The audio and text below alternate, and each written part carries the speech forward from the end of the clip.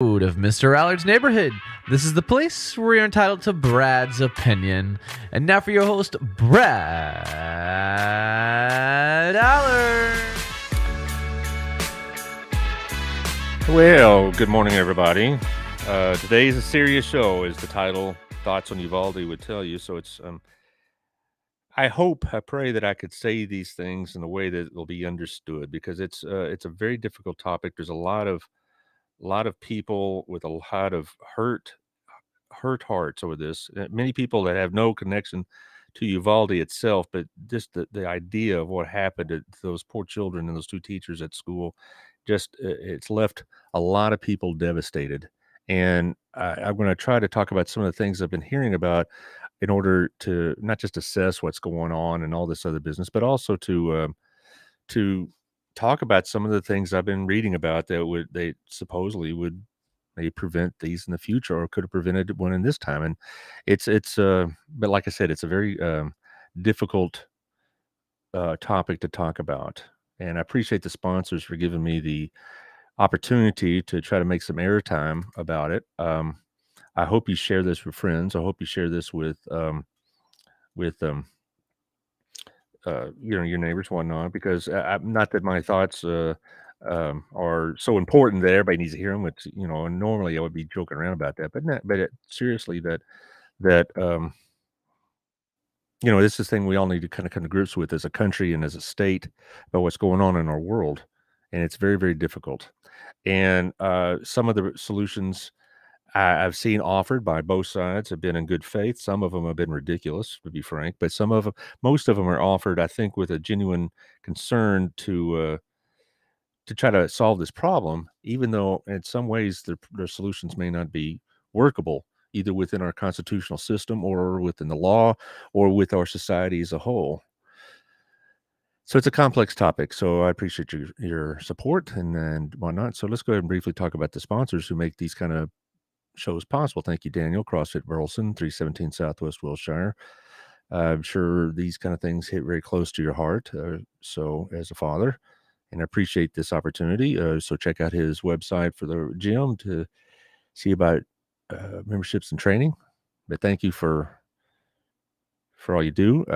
Thank you, Shandy. I know her heart's hurting because I've been texting with her yesterday because she had some postings on Facebook, and we were talking about those a little bit. So thank you for your support. Stogsdill Group.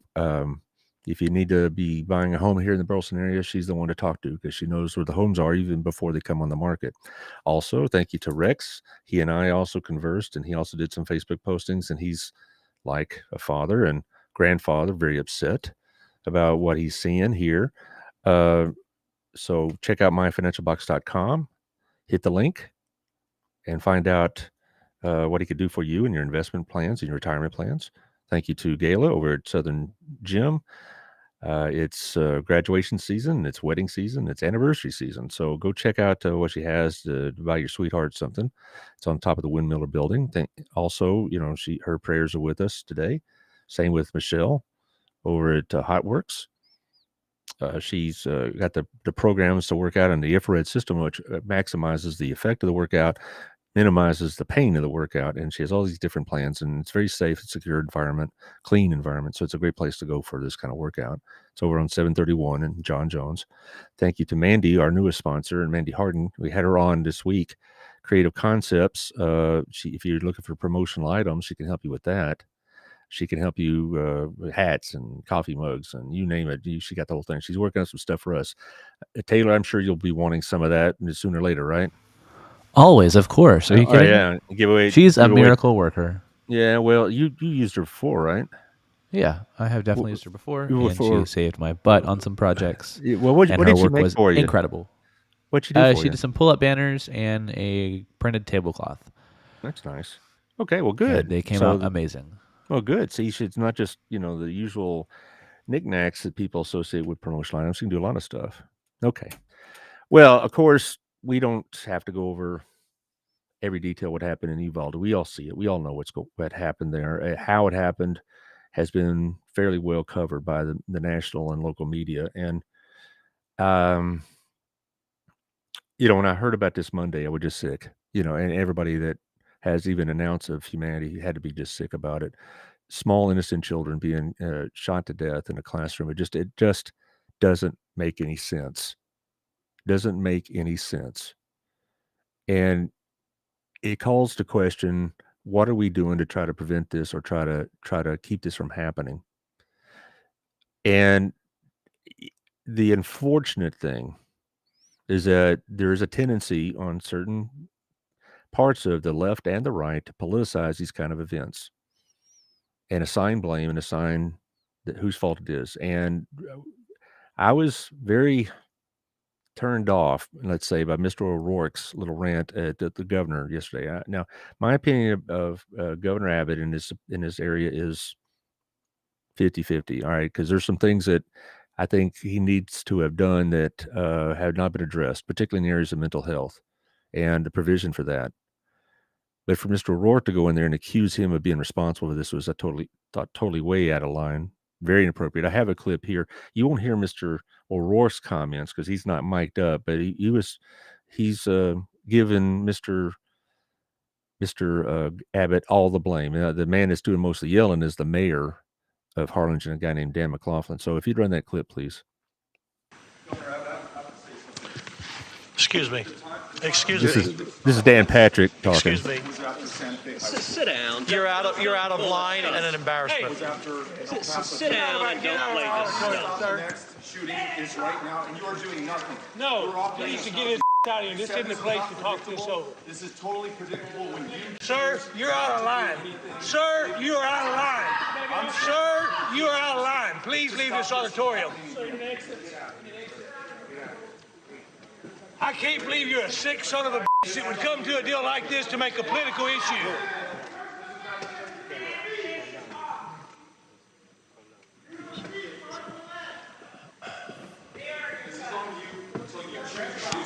It's on those like you. Why don't you get out of here?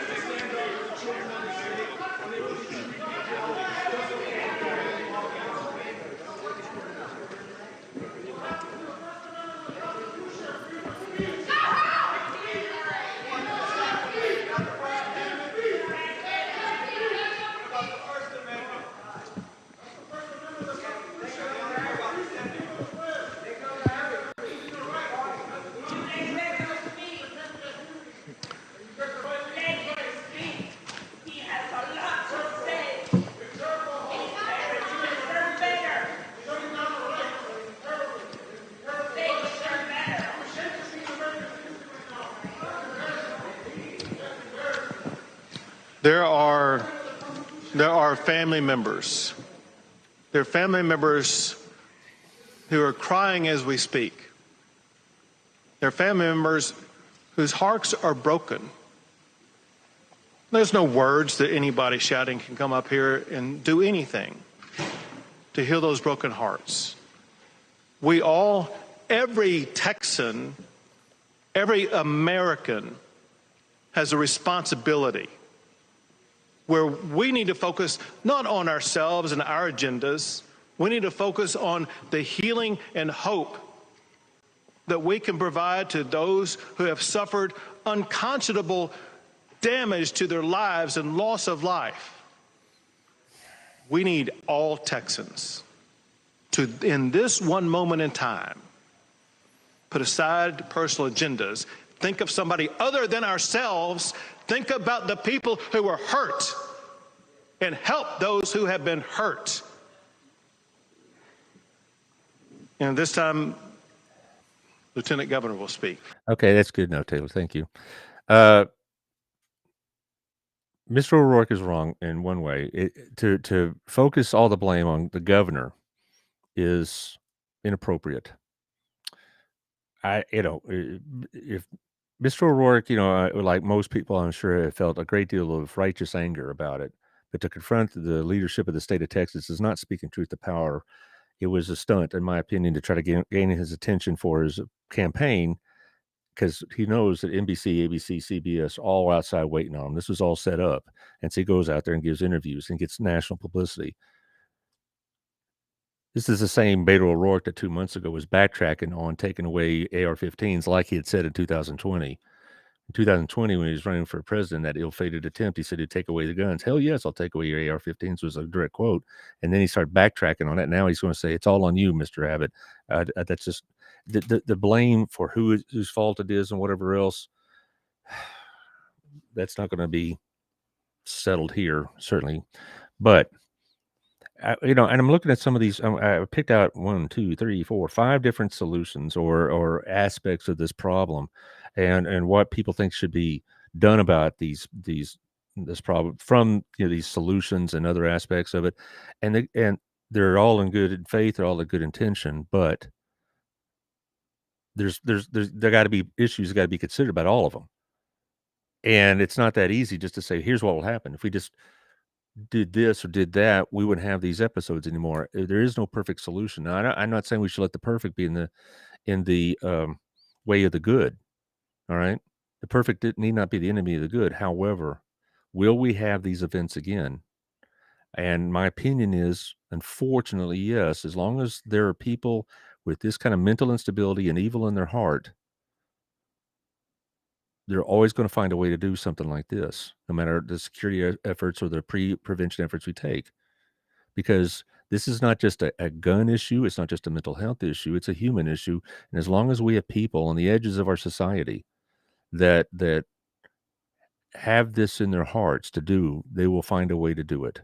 Now, again, I want to emphasize this point before you think that I just ever given up. We can do things to make this less likely or less frequent, and we may catch some of these before they occur, and they're worthy to explore.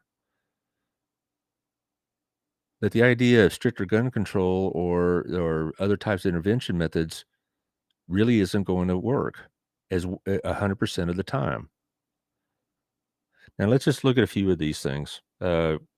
Here's, to me, one of the biggest problems when it comes to gun control laws is that we have laws on the books right now that are not being enforced, or they're loosely enforced, or there are loopholes in the law that allow people to obtain guns that shouldn't. But quite often, it isn't a matter of what's on the page, it's how it's executed by the bureaucracy. The background checks failed in the Charleston shooting 3 years ago. Why? Because it took longer than 3 days, and the law says if it takes more than 3 days, then the gun will be issued. And so in the Dylan Roof situation for Charleston, he got a gun because the South Carolina bureaucracy couldn't process his background check quickly enough. And there are proposals to lengthen that to 10 days. Now, that's opposed by constitutional absolutists on this. 10 days, 7 days, a longer period of time, I can get behind. But the point is that we have laws on the books that aren't being enforced. And there's a really glaring example in the Buffalo shooting that I'll get to when I get to that particular topic of red flag laws. There are also gun show loopholes. Now, if you're a registered gun dealer, you have to follow the rules. But a lot of these gun transactions are between person to person and unregulated. Now, you can't stop that. And I don't know if you want to have a society in which that your transactions are so under scrutiny by the federal government that every transaction is like this. However, I to be honest, I am uncomfortable to have a gun show here in Fort Worth where somebody can walk in and walk out with a weapon without any kind of vetting process whatsoever. I think, if it's me and my neighbor conducting a private transaction, those are going to happen. And that's just it. And there's no point in trying to regulate that because you'd be imposing such dictatorial status of the government over the private relations and the transactions of the people. I just can't, it won't work. But to have somebody walk into a gun show and walk out with a hunting rifle is concerning. Now, some people dispute that with me, and that's what I'm here for. You can dispute that and it'll be fine. But it does bother me. Also, what bothers me is that when we have a situation in which that many people that have these guns don't have any kind of training for how to use them. Okay, and so we have a lot of accidents that occur because people just don't know how to use guns. I don't know how to use a gun. If I don't plan on getting one, but if I did, I want to be trained in it. And a lot of people don't go take that step, and that's a problem. Now, but again, as far as the background checks, we have them, but they're not working like they should.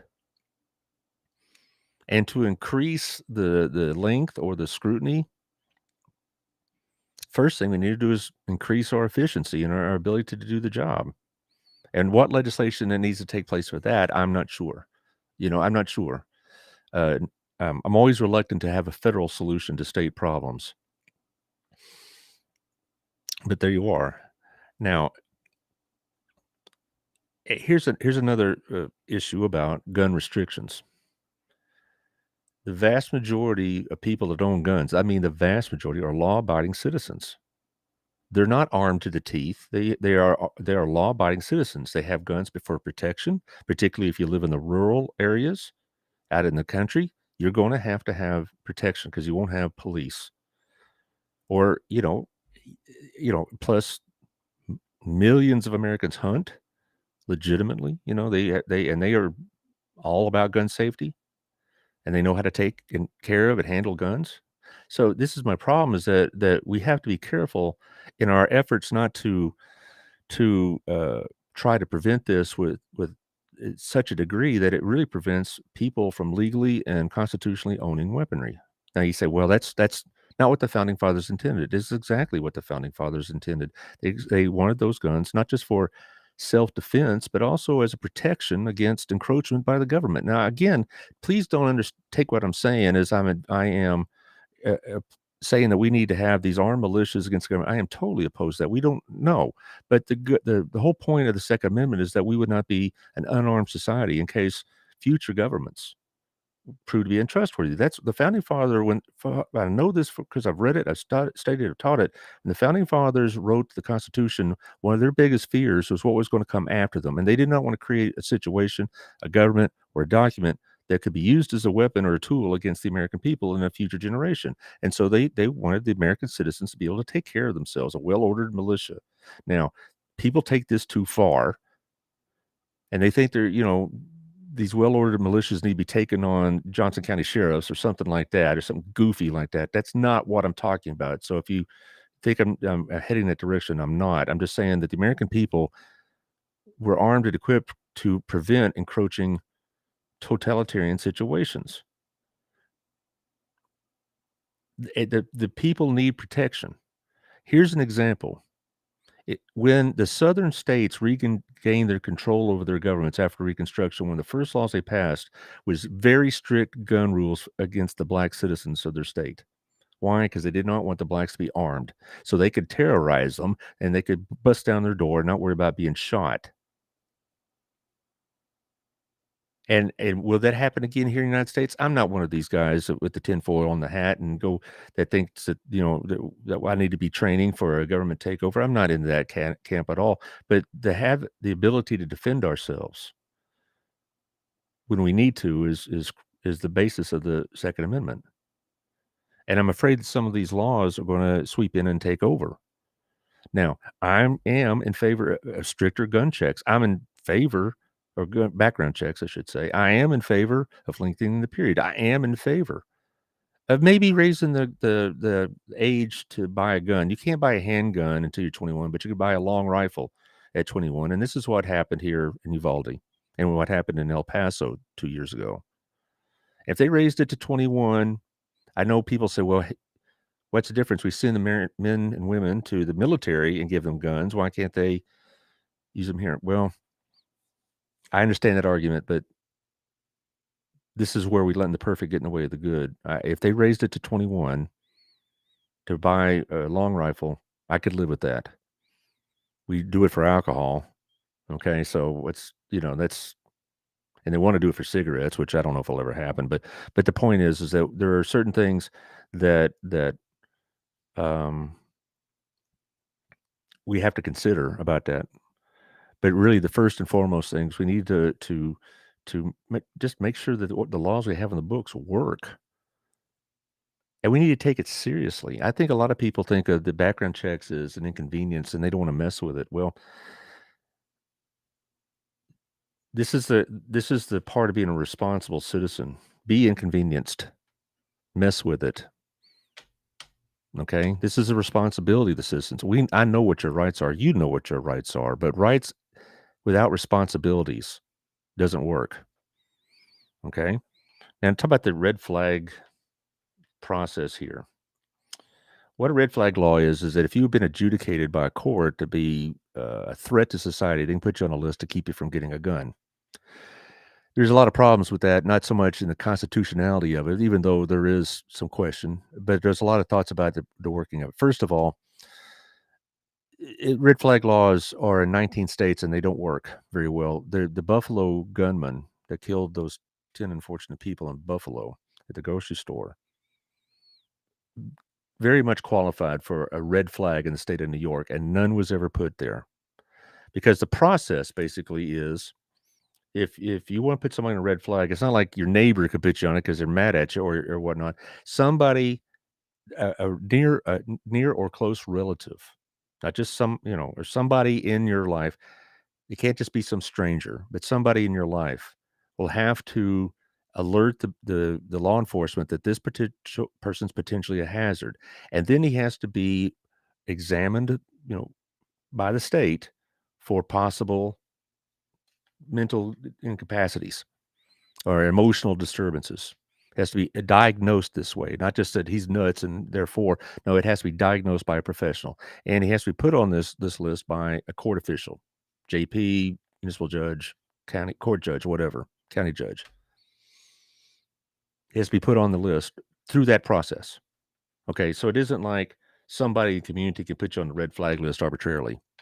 Or let's say you irritated the local powers that be, they can't put you on the red flag list arbitrarily. There's a process for you to be put on it, and you have to go through the examination and the court process to make sure your due process rights are observed. See, this is where I'm talking about the constitutional limits of the red flag law. We may think this guy's a nut. We may think he's a threat, but until we have evidence of that, we have to respect due process. Okay, this is the whole point. We can't avoid the due process of the 14th Amendment by just saying, well, I think this guy's a threat, therefore let's put him on the list. It doesn't work that way. He may be a nut, he may be a kook, but he may not be a threat. And to arbitrarily take away one of the constitutionally given rights, it'd be like saying we're not allowing him to speak or practice his religion, or he's not entitled to police protection for search and seizure and that kind of thing.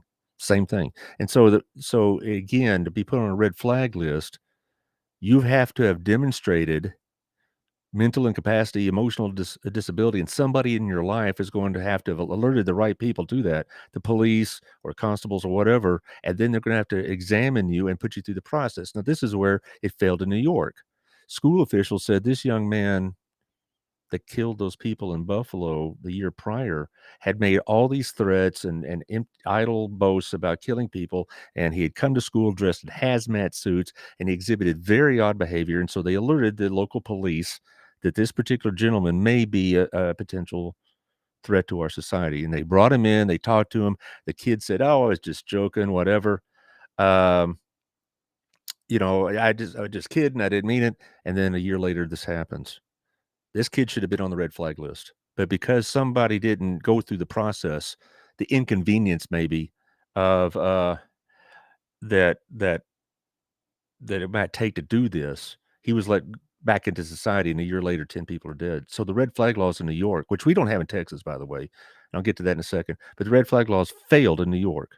Now, here's the problem about red flag laws, besides potential 14th Amendment abuses, is that it requires a level of intervention to get you on that process that probably doesn't exist in that person's life already. In other words, it needs somebody in this young man's life, and it's almost always young men. I don't know if any mass killer has been a young lady, but for these young men, there has to be somebody in their life, a mother, an aunt, a teacher, and a teacher may could alert people, but their ability to get the process started is limited. It really has to be started by a relative. I mean, if I see this if I'm a teacher still and I see a kid as a threat, my ability to get this red flag process started is limited.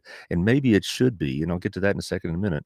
But the point is that it has to be a relative that puts them on this process. And if that requires a level of intervention, that doesn't exist.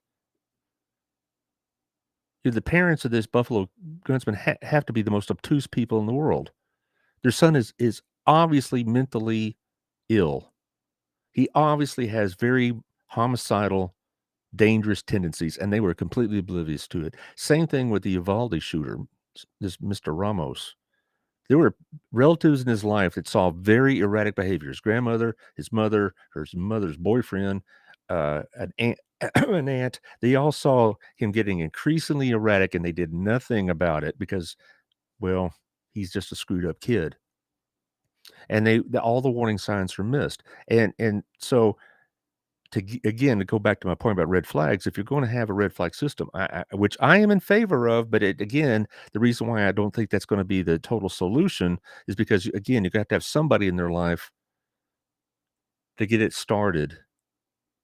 And quite often that person doesn't exist in the lives of these people. Either they're absent or they're obtuse or just being willingly negligent because they don't want to deal with it.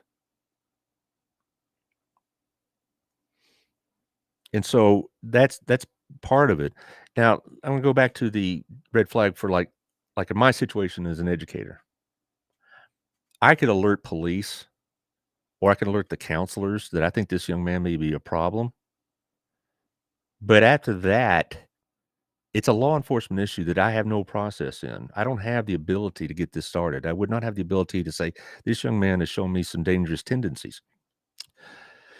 I could alert the right people, and if they come to that conclusion, then maybe they can get that started. But it's very difficult. And also you have the issue about, a lot of kids at 17, 16 years old, particularly young men, they may not be mentally ill, but they're emotionally unstable and they're emotionally immature.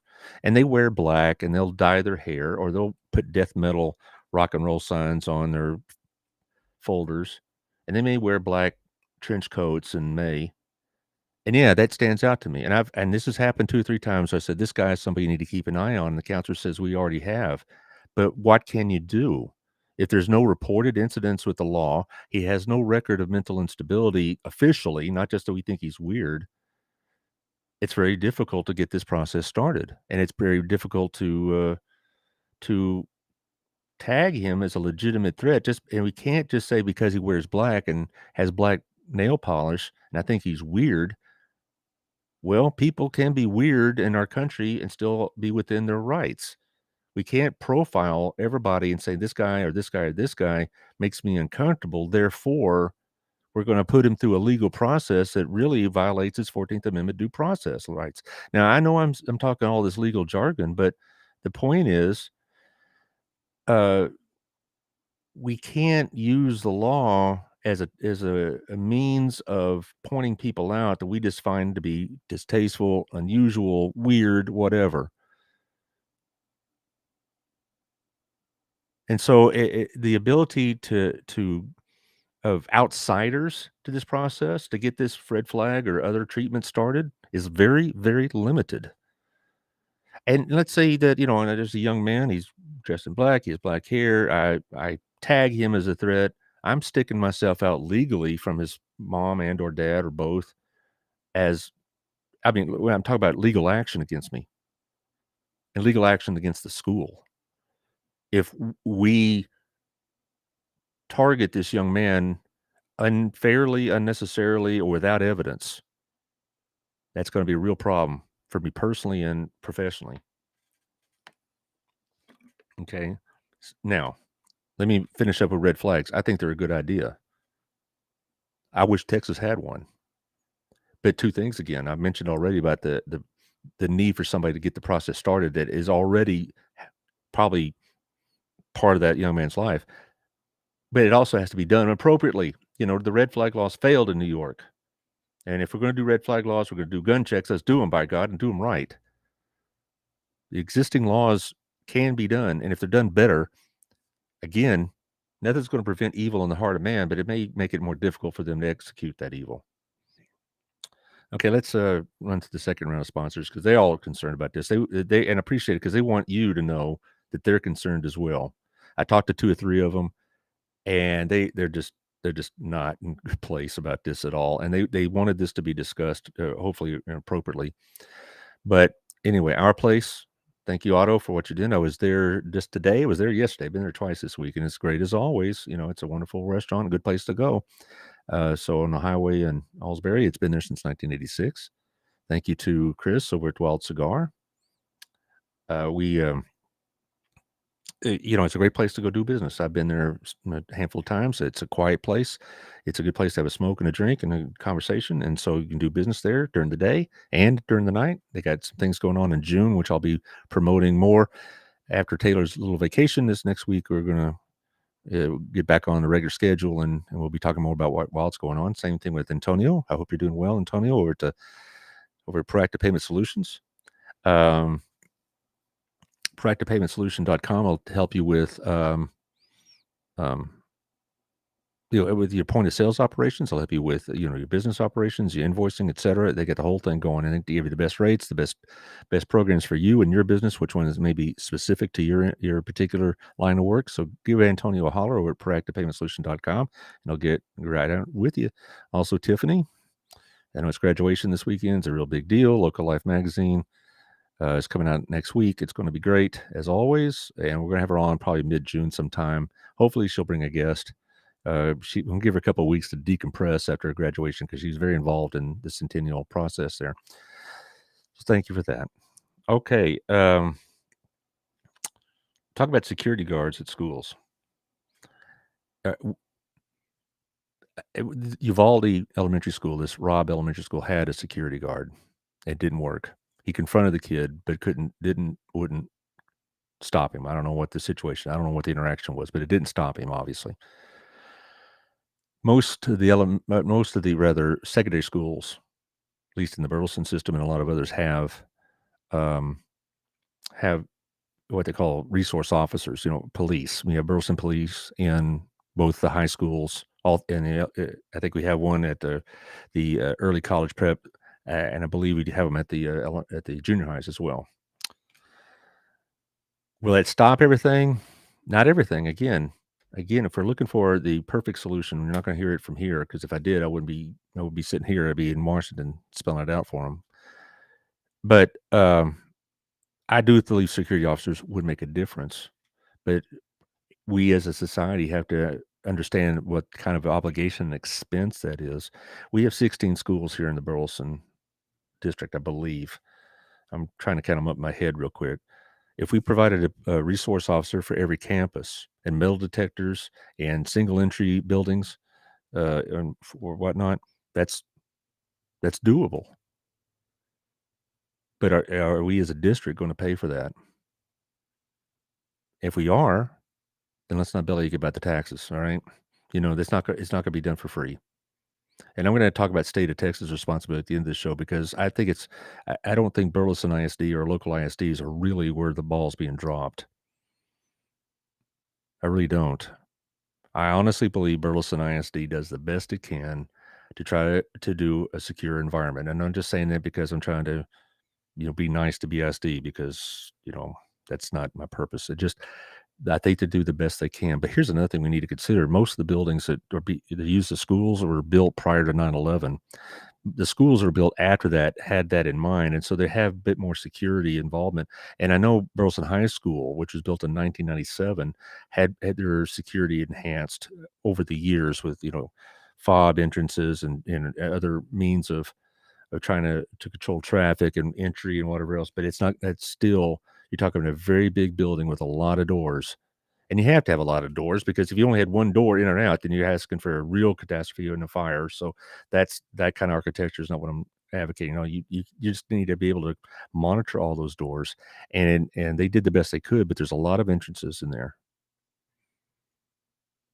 And so to try, I remember the last 2 or 3 years in particular, they reconfigured the interior BHS to try to make it more secure. But still, people are going to slip through the cracks if they're really determined to do it. If we wanted to upgrade the security of our schools, we can do it, but it's not going to be free. It's going. I can only imagine hiring 12 to 15 more security officers with all that goes with the expense of that, and salary, et cetera, and the equipment and training and on and on and on. It's not going to be done for free. And I also saw on Facebook a lot of people suggest that, but they also said they thought it was unfortunate that we're going to have to turn our schools into armed camps and almost like prisons. Well, kids think that school is a prison anyway, so it's not going to hurt them. But that is an unfortunate effect of this. It's unfortunate that we have to be basically groped when we go to fly an airplane. It's unfortunate that we can't walk into a Baylor football game without having to have our bags checked. It's unfortunate that, you go to any public event, there's going to be security and, going through the metal detector and get wanded and everything else. That's the cost of security. And it increased the expense of the event or the enterprise, but that's the cost. Again, when I get to the end of this, about say a Texas obligation, I'll address this again. But if we want to increase the security of our schools, we can do that. We should not think that therefore the problem is solved. Okay. Now, as far as banning magazine sizes, that has been shown not to be a real effective deterrent. Okay, I know that Biden has talked about having limits on magazine sizes to like 10 bullets or whatnot. I don't think there's not going to be an effective deterrent. That's not really where it's going to happen. Again, if they're determined to do this, then they'll bring more magazines. Now, I was talking to a friend of mine who's an ex-FBI agent. He says when the real weakness, if you will, of one of these mass shooters is they don't know how to rearm quickly, and that's when law enforcement makes their move. And maybe it would have saved some children at Uvalde. That guy had smaller magazines. A good chance, yes.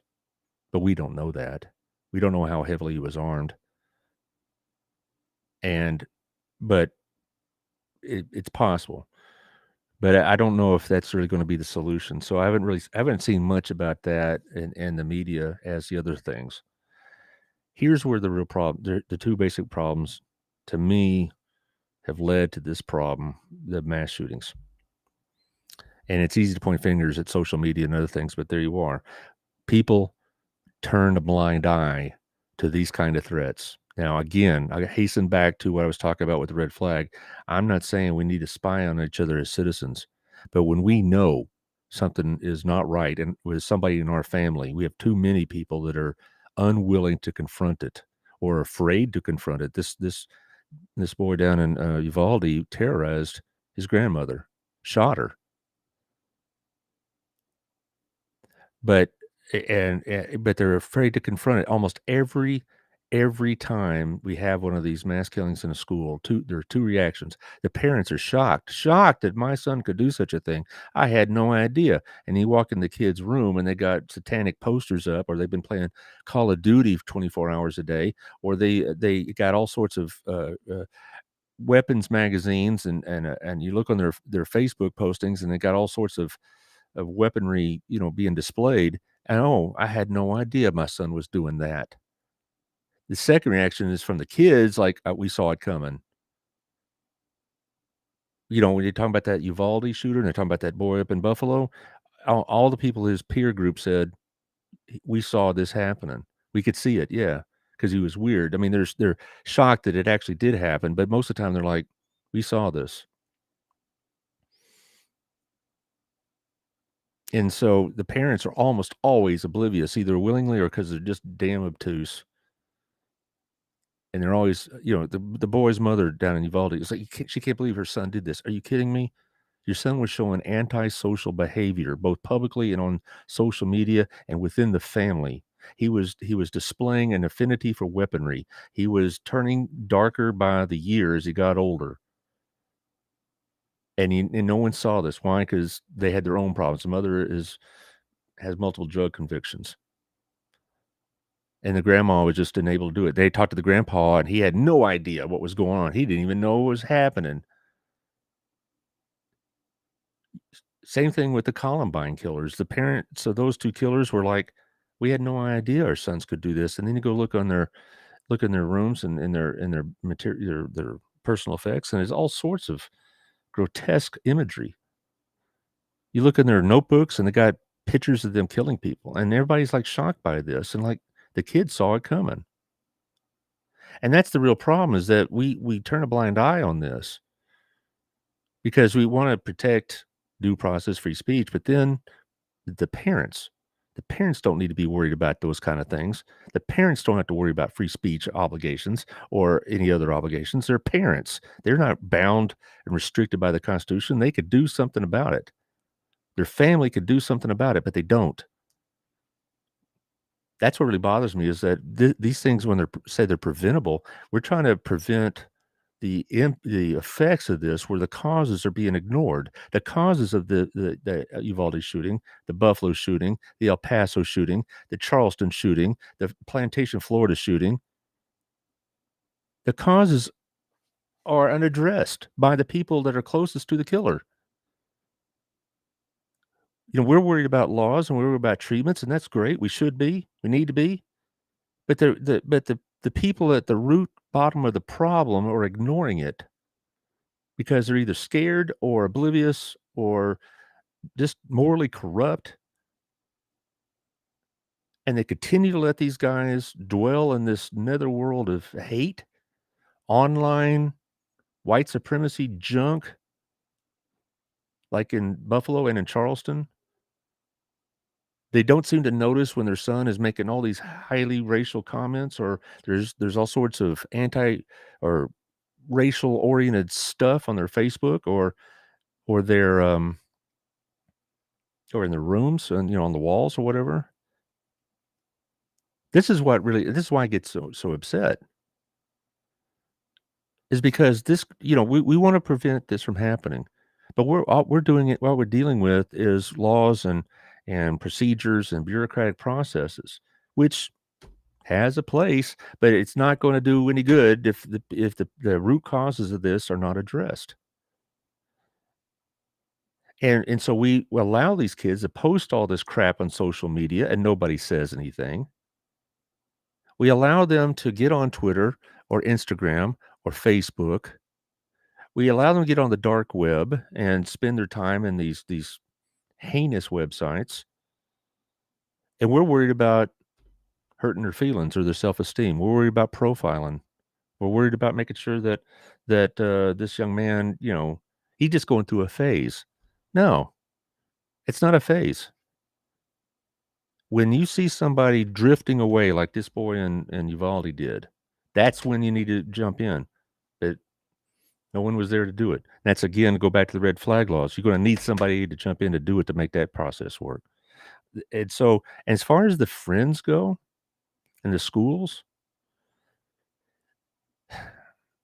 they can do what they can do, but it's very limited what they can do legally and otherwise. If I had, and this happened a couple of times, I had kids come to me and said, "This guy is he's frightening us a little bit."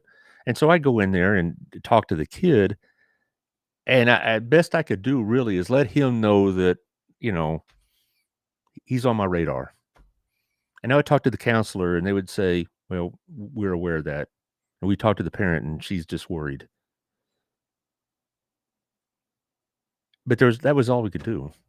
But the friends and the school friends and the teachers, whatever, they need to be alert to this too, and they need to be willing. The friends in particular need to be willing to point out to that one of their peers is showing very dangerous tendencies, and not worried about being called a snitch. That's the worst thing in the world. They would keep their mouth shut so they won't be called a snitch, and then something terrible happens. Teachers, they do the best they can. But then again, they have to deal with all the kids, and just because a kid is weird or whatnot, doesn't mean that you have the ability or the right just to go and impose yourself on them. But you got to keep an eye on them. And most teachers I know did that very thing. And we would talk about it amongst each other, and we would kind of create like a little network. If we had a kid in our classes that concerned us, we would form like an impromptu network to kind of keep each other appraised what happened in class if something unusual did happen. And we keep the counselor and the assistant principal kind of looped in. Now, we couldn't do this on email because we'd be legally liable with just conversation off the record. But so, it was limited, but the root cause of it has to be that somebody in that young man's life needs to intervene. The second problem is they need to have somewhere to go if they intervene, and the state of Texas has dropped the ball on this. Now, I thoroughly disagree with Mr. O'Rourke's assessment that it's all on Greg Abbott and it's his responsibility and it's on you. I thought that was a very hateful thing to say. But the truth of the matter is the state of Texas for decades has lagged behind in mental health facilities, treatments, whatever else. It's going to cost us money. And therefore, the state of Texas legislature's primary goal has been to cut property taxes. Well, that's great. That's another topic altogether because you think you're getting a cut from Texas. That means the city of Burleson's going to have to amp it up to make up the difference. Same with the school district. So you're not getting a break. But anyway, we need to fund a better system, both in the schools and in the counties, and if necessary, in the municipalities that fund mental health rehabilitation and mental health assistance. It has to happen. This is where the real failure of government is. It isn't with the laws as such. It is with the implementation, like I talked about. But we need to have a place to go. If I'm a parent and I have a kid that I'm concerned about, I need to know where to go. I can't say I don't, that's another thing is they'd say, well, who would it turn to? They need to be able to not only have a place to go, but to afford it. And, part of the insurance, if they have the ability to have insurance, or it has to be provided by public means. We need to worry less about cutting the property taxes for wealthy landowners and worry more about having these type of facilities available for kids that need help. If we're serious about it, let's put counselors in the school that have the opportunity to do more than just make schedules. I talked to counselors all my life, and they got into that field because they wanted to help young people. But what happens is they get involved in making schedules or even tests. But almost all of them got into the counseling aspect of education because they wanted to help people, and they're finding their time is extremely limited because of administrative obligations. We need to have counseling services at the schools. That's going to cost money too. We need to have counseling service at the county level. We need to, if I got a concern and I go to the police need to have us say, here's somebody you need to talk to. Here's where it is. Here's the location. And those don't exist very much. They don't exist in the schools. I mean, Burleson, I know at one point had a counselor on that was like a licensed counselor for emotional disturbances. And I believe it was a gentleman. I don't remember. We only met briefly once, but he was like for the district. He was going to school. We got a lot of kids. We got a lot of kids in trouble that need some help. Sometimes it's just temporary. Maybe it's just they just need somebody to talk to because their parents are getting divorced and they're upset by it. That's certainly a legitimate reason to have a counseling session. But maybe it also would, this kind of situation would point, hey, this kid's veering off into a dark area and we are able to catch it now. And the state of Texas, for not just under Abbott, that's, again, I disagree thoroughly with Mr. O'Rourke, but under the last decades, under all sorts of administrative party leadership, has underfunded the schools and the counties in dealing with mental health issues, period. If we're serious about trying to eliminate this as best we can, then we need to catch it here. And I was talking with Shandy about this yesterday. One of the whole purposes of that Re-Inspire program, I had her on the show and had Sharice also on the show about a week prior to that. The whole purposes of Re-Inspire is to equip these young people that are coming out of the system, and they try to catch them around age 12 or 13, not at 18, so they can help them adjust to adult life and kind of keep them within the guardrails of society without veering off somewhere because they had nowhere else to go. And to provide people in their lives that if they have real serious needs, emotionally or mentally, assets could be made available. But the state of Texas and private charity are going to have to provide those resources. When I see the state of Texas every 2 years say, we're going to try to cut property taxes, whatever else, and I see Dan Patrick up there talk about how we need to, cut back on this and cut back on that. It really gets under my skin because I know the need is there. As a professional educator and just as somebody who's lived around his area enough, the need is there. And so if we're serious about all this, tightening down on the gun control laws won't prevent villains from getting guns, okay? Tightening the gun control would probably impact the law abiding a lot more than the law breaking. In some instances, would it make it different? Hopefully. But seriously, strengthening the gun control laws basically sweep up all the law abiding citizens along with them. All these other processes, if we're serious, higher security, more counseling, more monitoring of these young people is going to cost us money. And it's also going to take a willingness on the part of people in these young men's lives to speak up. You're going to have to nut up and say something about somebody that you might love dearly, but you know that young man is in trouble and you need to speak up. It's not snitching to tell somebody that my friend over here is really getting dark. He's got all these satanic images on his notebooks. He's got dark hair. He dyed his hair black. He's got making crazy statements on Twitter or on Facebook or whatever social media of the day.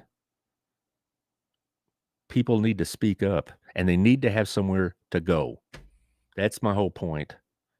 I hope I said what I was trying to get across well. God knows we need to stop these, but we stop it. As long as evil's in the heart of man, it's always going to be a struggle. It's always going to be a fight. Lawbreakers will find a way. We just need to make that way very difficult, and we need to catch these people before they become lawbreakers.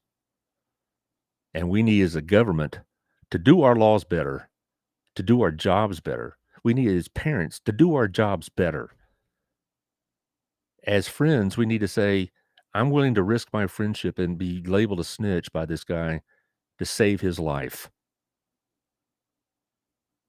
As a society, as a state, and as a municipality, and as a county, we need to provide the services.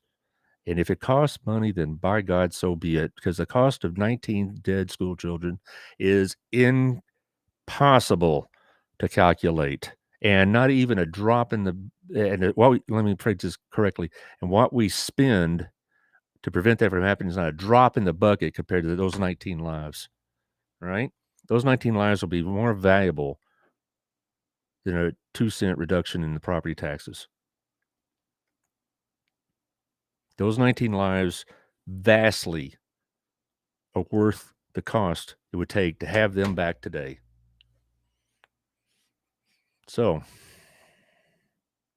it's time, Texas, Burleson, Johnson County, it's time to pony up. It's time to saddle up. It's time to do the job to prevent this from happening. It's time to set aside political considerations. It's time to quit worrying about, can we shave a few pennies off the budget? It's time to quit worrying about that.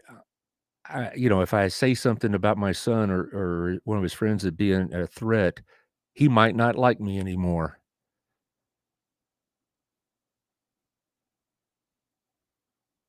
I've come out in favor of some of these laws, but until this happens, we're just wasting time. And that's all I got to say about that. I hope this, Taylor, you're going to have this on today on the Apple and Spotify? Yes, I will have it up today. Okay, good. So, because I know, Taylor, you're leaving for out of town tomorrow, right? Yeah, first thing in the morning. Yeah, so he'll have it up before this afternoon's over. And so You can share it with your friends. It's on YouTube right now. Share it with your friends. I got a little bit passionate there, but that's good. I don't mind that at all. Hopefully be on YouTube for as long as I'll let it stay up. I mean, I'm still chapped about last week's show, but we'll see. It'll be on Apple and Spotify, like I said. And next week, we're going to have a very a light schedule. Tuesday, we recorded a show already. Unless there's some sort of massive change or upheaval or something like that, we're going to let Taylor have his vacation. And then on Monday, the 6th, we have Miss Elise. On the 13th, we have the mayor. Ms. Johnson will be on probably in 3 weeks, but she's also very busy with summer with the little children, so we're going to work that out. Those are going to be my routine guests and whatnot. So check out this show, share it, enjoy it if you can. But, you know, when people say they're tired of thoughts and prayers are they have their place. They're useful. They're good. They're right. They're asked of by Scripture. But prayers without doing something about it are pretty useless. It's just a virtue signaling. I could say, I'm sending you my thought and prayers, which is, you know, what good is that? Thoughts and prayers are good, but they have to be followed with action. And I pray, not just for those people in Uvalde or in Buffalo or all these other events, terrible, terrible things, but I pray that we as a people don't continue to divide over this. We don't let wackos on either the left or the far right politicize this and make this worse than it is. We pray that the politicians act against their own nature and not try to make hay out of this for political purposes. I pray that the right responses are made by the people who are in charge of making those responses. I pray as a people, Democrat, Republican, Independent, and all in between, accept some solutions that may not have originated with them. And there you go. I think the sponsors, you know who they are. I think this would be a good place to just end the show because it's been such a grim topic. But the sponsors share your grief and share your concerns, and they share all the pain that we're experiencing as a state and as a country. And I pray that brighter days are ahead. So y'all take care of yourself. I'll see you in about 8 days, and hopefully we'll have better topics to talk about. So thank you, and I'll check you then.